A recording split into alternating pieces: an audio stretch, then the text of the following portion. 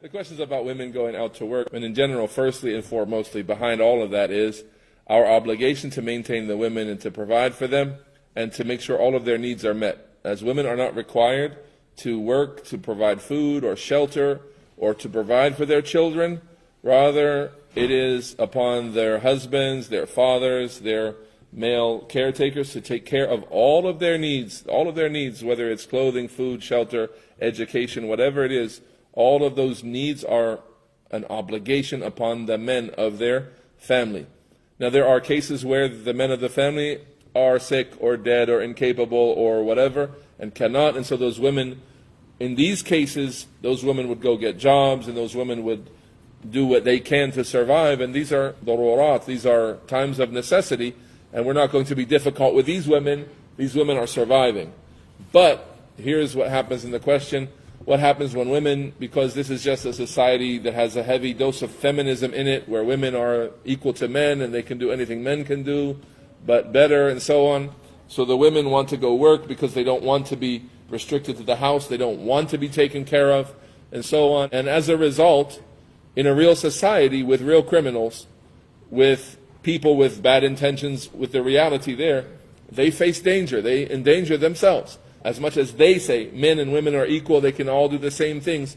Today, what do the law enforcement people tell us about women walking at night in dangerous areas? Don't let women walk at night in dangerous areas. Whatever happened to the feminist powers and all of that? When it comes to reality, this is it's an aura, it's a point of weakness for the family, that there's a woman at night in a bad neighborhood, in danger, and she needs protected. And it's the foolishness of the people of this day that sort of wish to ignore all of that and just say women are strong and women are capable and we shouldn't think that we have to protect them and be escorts to them and all of that. But the women of this time are being raped, they're being attacked, they're being taken advantage of, and that's a reality. The victims of robberies and these kind of things are so often women, and this is a reality. And so we would advise our sisters, just with some general advice, to keep to the safety of your homes as much as you can, to keep to the safety of the men who have to go out and take care of you, to allow them to do that, and to not be so ambitious to be like the Western women and do just like what the men do, but to be humble and preserve your honor as much as you can and the honor of your family by remaining home as much as you can. And this is in a corrupt society with lots of criminals and different kinds of crimes, subhanAllah, more important than it would be in any place, in this place specifically, subhanAllah. You look at the culture of a people and the terminology, the kinds of terms that are used for different things in a society that tells you something about the goodness or the evil of that society.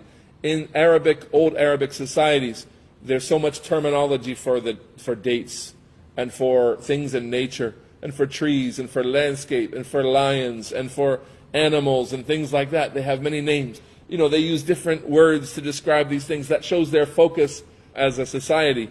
Here, we have pickpocketing, we have home invasion, we have carjacking, we have, all of this is just theft in Arabic. It's just sariqa. But in the American system, everything has its own specific way of being defined as a specific crime because we've been overwhelmed by these things.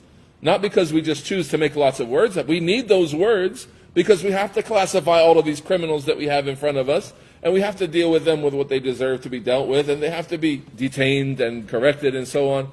So then these words, they come about by necessity. It's not just rape. It's this kind of rape and that kind of rape and every kind of aggression along with that. It becomes different names of crimes because the society is so corrupt. If people could realize how corrupt the society they are in is, then they would take the proper steps to protect themselves. And I ask Allah Ta'ala to protect us and our families, and Allah Ta'ala knows best.